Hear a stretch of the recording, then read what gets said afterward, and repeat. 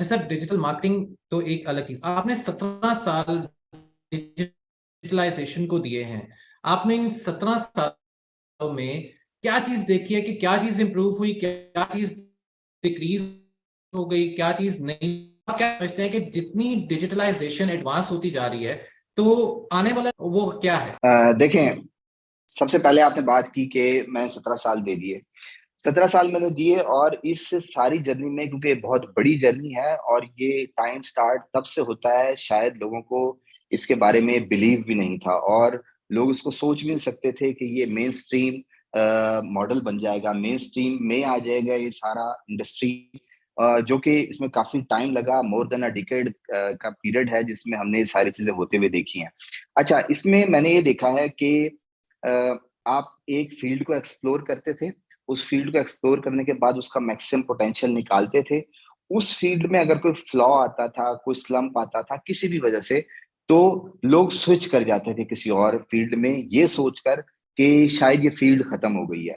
पर ऐसा नहीं हुआ और फील्ड हमेशा आहिस्ता आहिस्ता करवट बदलती है। इसकी एग्जांपल ये है कि बहुत ज्यादा हाइप बनी हुई है, चैट जीपीटी आ गया है और हम कहते हैं जी कंटेंट क्रिएटर्स हैं, या बहुत सारी ऐसी जॉब्स हैं जो कि बेसिक जॉब्स थी, जो कि बेसिक काम किया करती थी, वो लोगों ने कहा कि ये चैट जीपीटी आ गया है और अब ये टाइप ऑफ इंडस्ट्री है जो कि खत्म हो जाएगी। अच्छा, इस तरह की चीजें पिछले कुछ सालों में, मोर देन अ डिकेड में रिपीट होती रही है। पर कोई भी चीज ऐसा नहीं होता कि आप सुबह उठते हैं और जाके देखते हैं कि जी वो चैप्टर बंद हो गया, ऐसा कभी भी नहीं होता। हमेशा चीज इवॉल्व होती है, अपनी जगह बनाती है।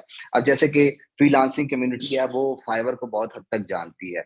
वो फाइवर को क्यों जानती है? क्योंकि उनको पता है कि ये एक ऐसा प्लेटफॉर्म है जो बिगिनर को सपोर्ट करता है। हर 10-15 फ्रीलांसर में से एक आधा या मेजोरिटी ऑफ जो है वो फाइवर पे एक्टिव होती है। अब क्या हुआ कि फाइवर में जब सैचुरेशन होना शुरू हुई, क्या हुआ कि आपने अपने दोस्त को बताया, उसने अपने दोस्त को बनाया, वो सारे के सारे फाइबर पे आ गए। अब बेसिकली काम की क्वांटिटी तो इंक्रीज हो रही थी, पर इस लेवल पे नहीं इंक्रीज हो रही थी कि इतने फ्रीलांसर्स आ जाएं। तो डेफिनेटली अगर मैं $1,000 बना रहा था, तो मुझे मुश्किल होगी उस $1,000 को मेंटेन करने के लिए, क्योंकि मेरे साथ और भी 10 लोग जो है वो $1,000 शेयर करने के लिए आ गए हैं। अब जब ये कॉन्सेप्ट हुआ, तो बजाय हम ये कहते हैं कि फ्रीलैंसिंग डेड हो गई है, हमने ये नहीं सोचा कि एक बहुत बड़ा नेटवर्क लिंक्डइन की सूरत में मौजूद है, जहां पर लोग अपनी बिजनेस प्रोफाइल्स बनाते हैं और सेम एक मिनी फ्रीलांसिंग प्लेटफॉर्म है, उसको यूटिलाइज करना चाहिए। अच्छा, अब जब वहां सेचुरेशन शुरू हुई, हम जैसे लोगों ने वीडियोस बनाना शुरू की और भी कंटेंट क्रिएटर हैं उन्होंने वीडियोस बनाना शुरू की कि देखो फ्रीलांसर एक स्पेसिफिक प्लेटफॉर्म पर स्टक नहीं रह सकता। फ्रीलांसर को कहीं से भी काम मिलेगा, उसको उस प्लेटफॉर्म तक पहुंचना है और काम लेना है और काम करना है। तो लिंक्डइन एक ऐसा प्लेटफॉर्म बना जहां पर वो शायद उस तरह की फील नहीं देता जो कि फाइवर एक प्रॉपर फ्रीलांसिंग प्लेटफॉर्म है, वो उस तरह की फील नहीं देता, पर उससे कई गुना ज्यादा पोटेंशियल रखता है।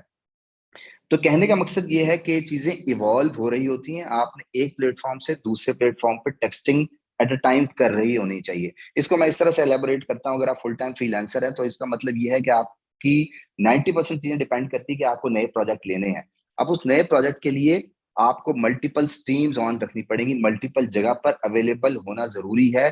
तभी कभी एक जगह से काम आ रहा होगा, कभी दूसरी जगह से काम आ रहा होगा, तो फिर आप स्टेन कर सकें, क्योंकि काम खत्म नहीं होता, काम स्प्लिट होता है, काम मुख्तलिफ एरियाज में फॉल होता है और फिर वहां से काम मिल रहा होता है।